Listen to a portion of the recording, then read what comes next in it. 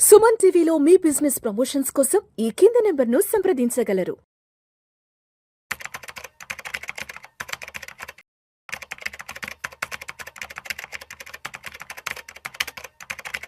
రామచంద్రమూర్తి గారు నమస్తే సార్. నమస్తే విష్ణు గారు. Welcome to Suman TV and welcome to Vishnu talks. Thank you అండి.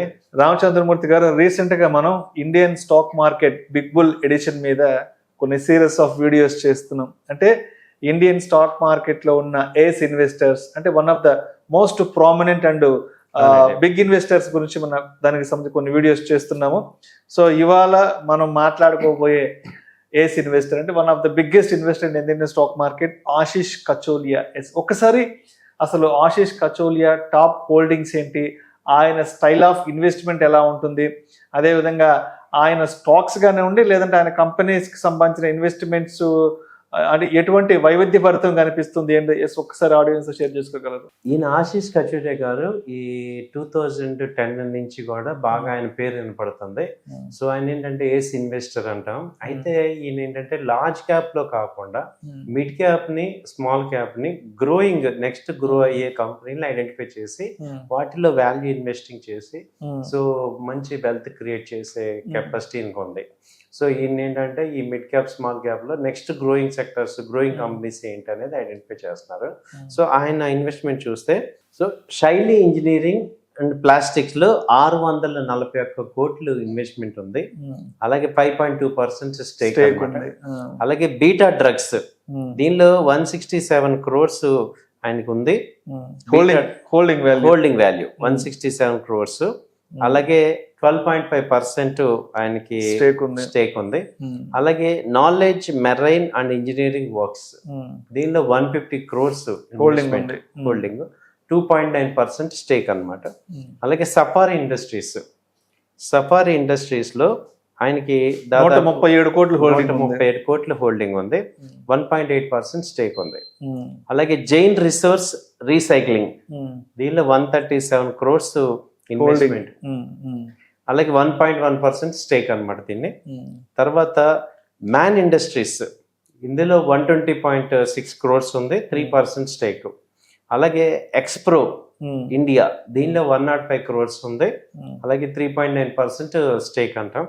అలాగే బాలు ఫోర్జ్ ఇండస్ట్రీస్ 104 crores, అలాగే 1.6 స్టేక్.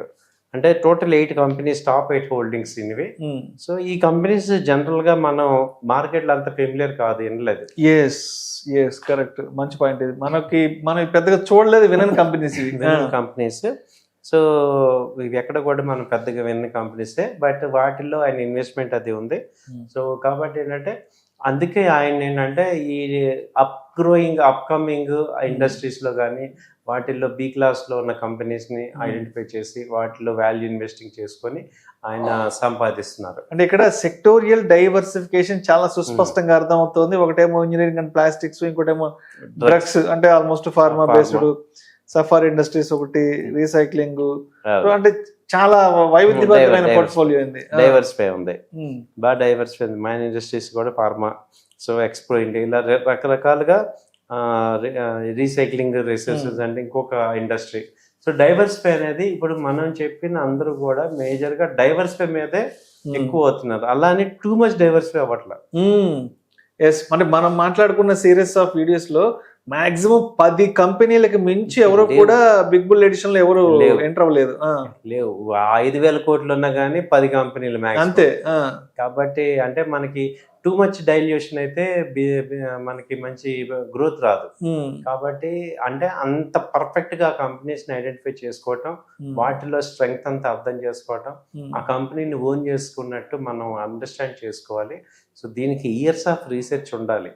ఎందుకంటే ఇంత కంపెనీని హోల్డ్ చేయటం, అలాగే ఒక మిడ్ క్యాప్ కంపెనీని పట్టుకొని హోల్డ్ చేయాలంటే దాని మీద చాలా చాలా గ్రిప్ ఉండాలి, ఆ కంపెనీ మీద, దాని యొక్క గ్రోత్ మీద. సో అలా మనం కూడా లాంగ్ రన్ లో అదేంటంటే ఇయర్స్ ఆఫ్ ఎక్స్పీరియన్స్, ప్రాక్టీస్ మీద మనకి డెవలప్ అవుతూ ఉంటుంది. సో ఈ సిరీస్ లో భాగంగా మనకు అర్థమవుతుంది ఏంటంటే ఒక కంపెనీని ఐడెంటిఫై చేసి ఒక 10 ఏళ్ళు 15 ఏళ్ళు ఉంటేనే దానిలో మన వెల్త్ క్రియేట్ అవుతుంది. వీళ్ళందరూ చేసే పని అది. సో మనం 10 రోజులు 20 రోజులు ఉండి ఎగ్జిట్ అయిపోతున్నాం కానీ సో ఇన్వెస్ట్మెంట్ ఆర్జన అనేది ఒక డిఫరెంట్గా చూడాలి. సో అది మనం నేర్చుకోవాల్సింది. అంటే సార్ ఇప్పుడు ఇటువంటి ఏస్ ఇన్వెస్టర్స్ యొక్క సక్సెస్ స్టోరీస్ ని మనం ఎలా మోటివేట్ చేసుకోవాలి, మనం కూడా మార్కెట్ లో రాణించాలి అంటే ఇటువంటి వాళ్ళ యొక్క పోర్ట్ఫోలియో నుంచి ఏం చూసి అర్థం చేసుకోవాలి, ఏం నేర్చుకోవాలి అక్కడి నుంచి మనం? ఏం నేర్చుకోవాలి అంటే 2 పాయింట్లు. ఒకటి, ఇన్వెస్ట్మెంట్ చేసే ముందే 1కి 10 సార్లు ఆలోచించుకోవాలి. ఎక్స్పర్ట్స్ని కలుసుకొని ఇది కరెక్టా కాదా ఏంటనేది చెక్ చేసుకోవాలి. ఇన్వెస్ట్ చేశాక కనీసం 5 ఏళ్ళ నుంచి 10 ఏళ్ళు ఉండాలి. అది లాంగ్ టర్మ్ హోల్డింగ్ చేసుకోవాలి.